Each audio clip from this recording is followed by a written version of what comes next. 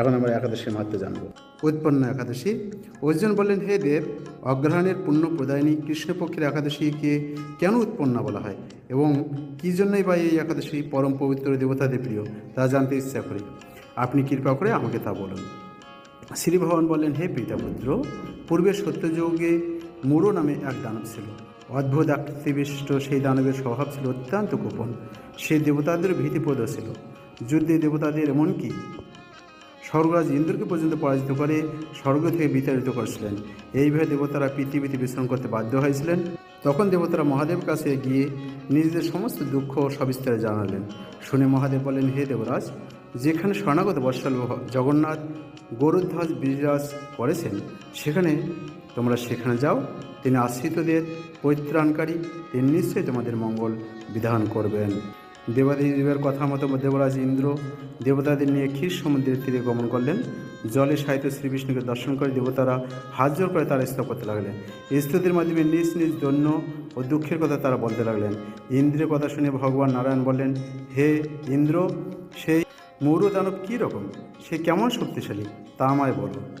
ইন্দ্র বললেন, হে ভগবান, হে প্রাচীনকালে ব্রহ্ম বংশে তালজঙ্গা নামে এক অতি পরাক্রমী অসুর ছিল।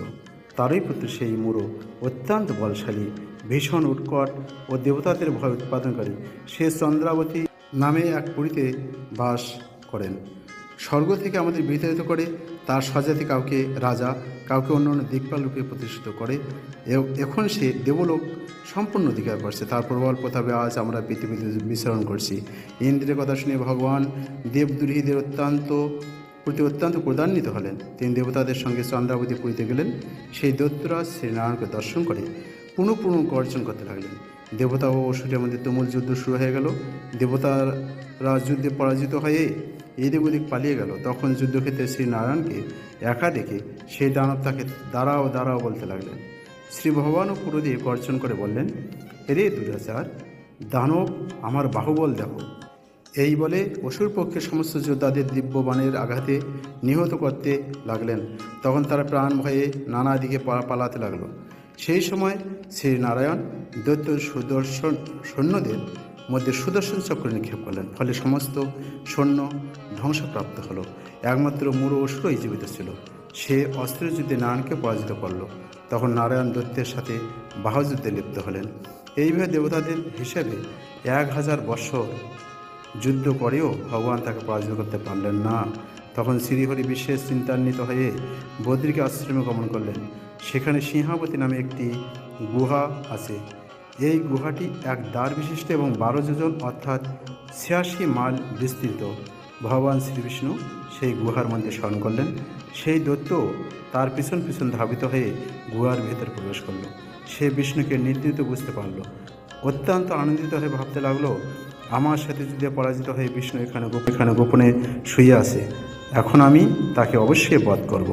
দানবের এইরকম চিন্তার সঙ্গে সঙ্গে শ্রীবিষ্ণুর শরীর থেকে একটি এই কন্যা উৎপন্ন একাদশী। তিনি রূপবতী সৌভাগ্যশালিনী, দিব্য অস্ত্রের শস্ত্রধারিণী ও বিষ্ণু তেজ সম্ভূতা বলে মহাপরাক্রমশালী ছিলেন। দৈত্যরা সেই স্ত্রীরূপিণী দেবীর সাথে তুমুল যুদ্ধ শুরু করল। কিছুকাল যুদ্ধের পর দেবীর দিব্য তেজে অসুর ভস্মীভূত হয়ে গেল। তারপর বিষ্ণু জেগে উঠে সেই ভস্মীভূত দানবকে দেখে বিস্মিত হলেন। এক দিব্য কন্যাকে তার পাশে হাত জোর করে দাঁড়িয়ে থাকতে দেখলেন। বিষ্ণু বললেন, হে মহাপরাক্রান্ত উগ্রমূর্তি, এই মুরো দানবকে কে বধ করল?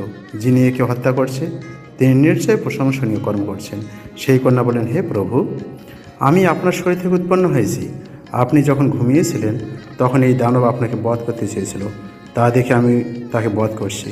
আপনাদের কৃপাতেই আমি তাকে বধ করতে পেরেছি। এই কথা শুনে ভগবান বললেন, আমার পরাশক্তি, তুমি একাদশীতে উৎপন্ন হয়েছ, তাই তোমার নাম হবে একাদশী। আমি এই ত্রিলোকে দেবতা ও ঋষিদের অনেক বর প্রদান করছি। হে ভদ্রে, তুমিও তোমার মন মতো বর প্রার্থনা করো, আমি তোমাকে তা প্রদান করব। একাদশী বললেন, হে দেবেশ, ত্রিভুবনের সর্বত্র আপনার কৃপায় সর্ববিঘ্ন নাশিনী সর্বদায়িনী রূপে যেন পরম পূজ্য হতে পারি, এ বিধান করুন। আপনার প্রতি ভক্তিবশত যারা শ্রদ্ধা সহকারে আমার ব্রত উপবাস করবে তাদের সর্বসিদ্ধি লাভ হবে, এই বর প্রদান করুন। কৃষ্ণ বললেন, হে কল্যাণী, তাই হোক। উৎপন্না নামে প্রসিদ্ধ তোমার ব্রত পালনকারিণী সমস্ত ইচ্ছা পূর্ণ হবে। তুমি তাদের সকল মনোবাসনা পূর্ণ করবে, এতে কোনো সংশয় নেই। তোমাকে আমার শক্তি বলে মনে করি, তাই তোমার ব্রত পালনকারী সকলেই আমারই পূজা করবে, এর ফলে তারা মুক্তি লাভ করবে।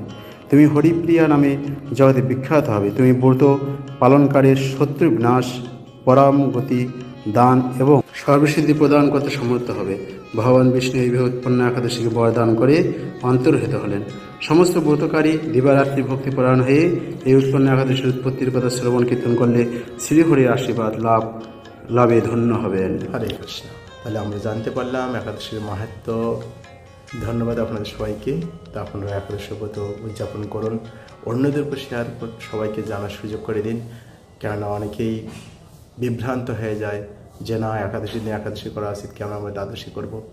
সবাই যাতে জানতে পারে এবং সঠিক নিয়মত পালন করতে পারে। কোনো কিছু প্রশ্ন মন্তব্য স্পেশাল গ্রুপ আমাদের টেলিগ্রাম গ্রুপের লিঙ্ক দেওয়া আছে ডিসক্রিপশন মধ্যে, সেখানে আপনারা যুক্ত হতে পারেন, মন মতো আপনারা প্রশ্ন করতে পারেন।